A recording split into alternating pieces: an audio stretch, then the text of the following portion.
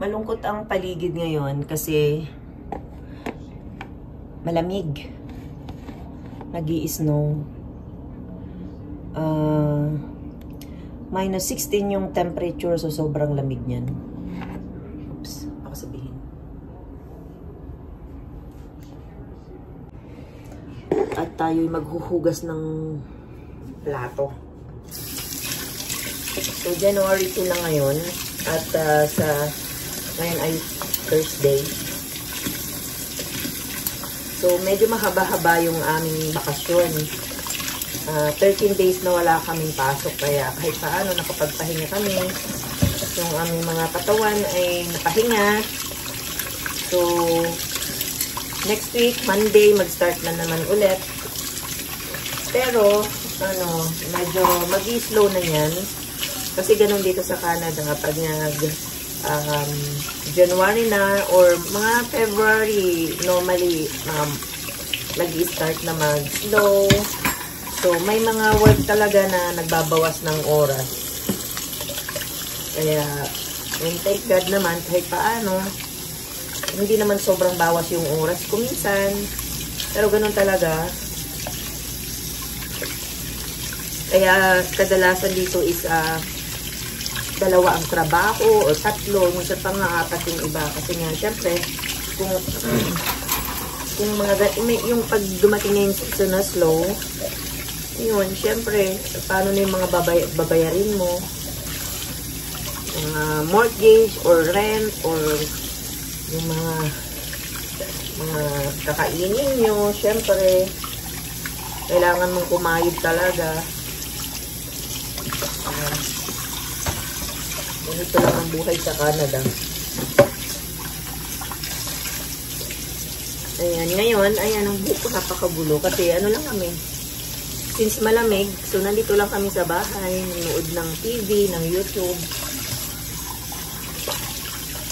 So yung asawa ko, bumili siya nabili ko ng manok. Yung luto ng manok sa Costco. Kasi mas masarap ang chicken ng Costco. Tapos nagpabili na rin ako ng bok choy kasi gusto ko yung luto ng Chinese, yung binablanch nila tapos parang igigisa lang ng konti. Kasi na sarap.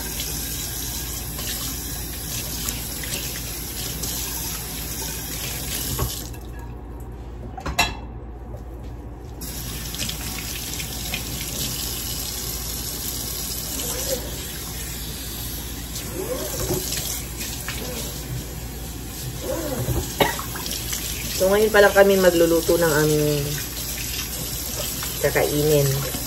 Kasi may mga tira pa kami nung, yung mga handa namin nung, New Year. Hindi naman din kasi kami malakas kumain. So, paulit-ulit lang yung mga kinakain namin. Hanggang maubos, ganun.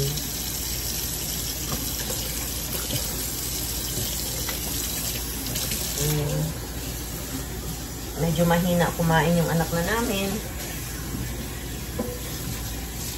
Unless gutom yun. Medyo napapadami. Pero, hindi na siya ganun kalakas kumain ng kanin, ng kung ano-ano. Start na tayo mag-diet din kasi as you can see, napaputla ako naman. Grabe. Yun lang dito sa Canada, halos lahat, mga namumutla. Kasi naman, malamig dito, tapos kulang sa vitamin D. Kahit minsan maaraw dito sa Canada, hindi mo naman ma-enjoy kasi nakabalot ka ng pagkakapal-kapal na jacket. So, kumbaga hindi ma-absorb ng katawan mo yung vitamins na galing sa araw. So, ayun. Mga mapuputla ang mga tao. Kaya laging naka-vitamin D yung mga tao dito. Laging may vitamin D, vitamin B12, B6, tapos ano pa ba?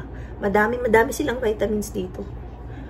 Ako, ang tinitake ko lang, bihira din ako mag-vitamins. Ngayon lang, kasi tumatanda na tayo, so kailangan nating mag-protect na ng ating health. Kasi, syempre, Kung hindi maganda yung kalusugan mo, wala, hindi ka makaka-support sa family mo dito tsaka sa Pilipinas, 'di ba?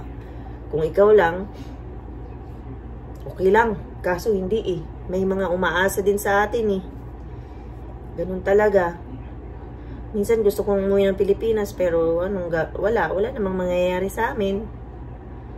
Ganun talaga. Yan, binuksan ko na yung aming Christmas light. Alas 4 pa lang dito ng hapon. Pero medyo madilim-dilim na. Kaya, ayan o.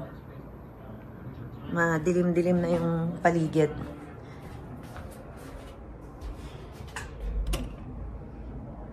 Ito yung aming likod. Ayan, yan.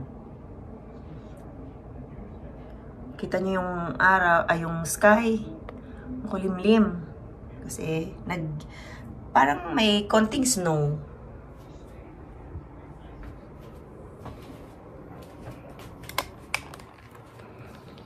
So, binuksan ko na yung ating Christmas tree. Christmas light pala. So, manood muna tayo ng antayin ko si Mr. Sinarado ko na yung kurtina kasi medyo malamig so na-absorb dito sa loob.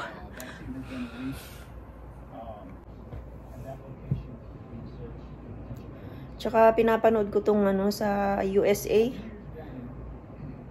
Parang hindi ko alam kung anong nangyari dito. Kasi pagkagising ko ng January 1, merong si Trudeau na ganun. Tapos yun na nga, nasa news na merong, ewan ko, hindi ko alam actually yung details. Pero may isang member ng ISIS na gumawa ng hindi maganda.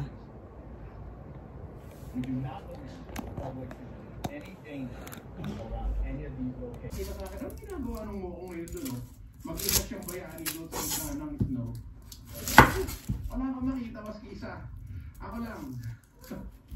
Ganda o. Kaberts? Kita nyo Kaberts, in-explore natin kasama kayong lahat.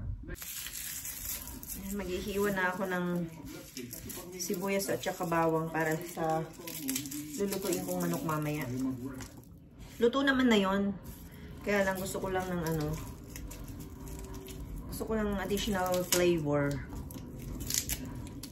Kasi plain lang yung lasa nun eh. May mga spices naman na yun. Pero hindi siya yung mga katulad sa may mga roasted chicken sa atin na masarap talaga. So ito, dadagdagan ko lang siya ng spices. Lagyan ko lang ng lemongrass para kunwari lasang Pilipinas.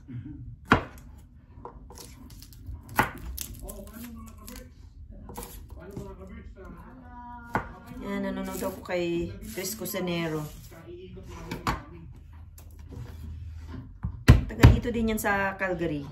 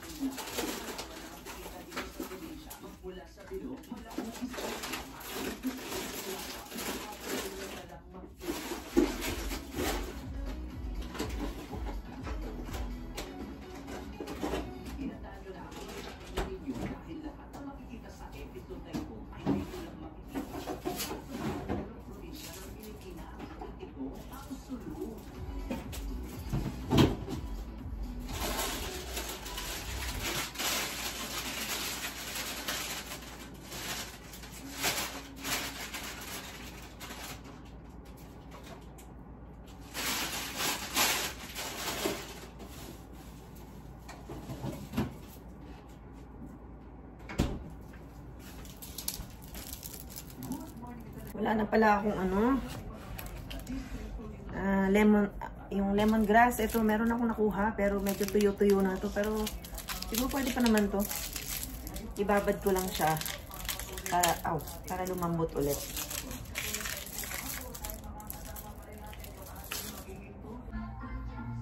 So, ayan yung ginawa ko sa chicken, Nilagay ko lang yun. Lutong chicken na siya, pero para lang mas may lasa sa loob. Nilagyan ko ng spices.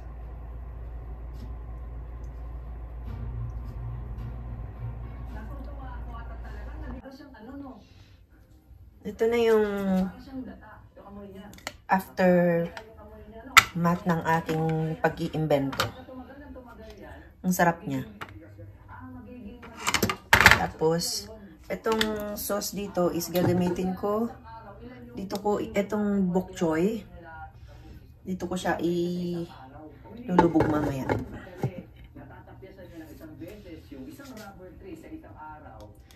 Yan, at least lalong nagkalasa yung chicken, di ba? Ang pangit lang, wala na kasi akong lemongrass, so hindi na siya yung ganong kalasa ng lemongrass, pero it's okay. On visa renewals, this could mean a tougher road ahead.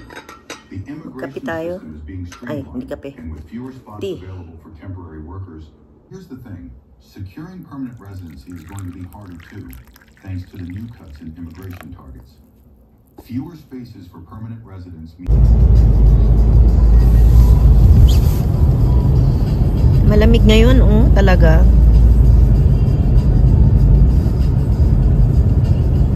Ganito naman pagka tapos ng Christmas.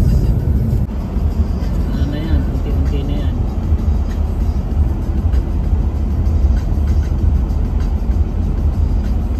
February, di ba malamig ang February din eh? Malamig pa rin, pero ano na, kumbaga sana pa-spring na.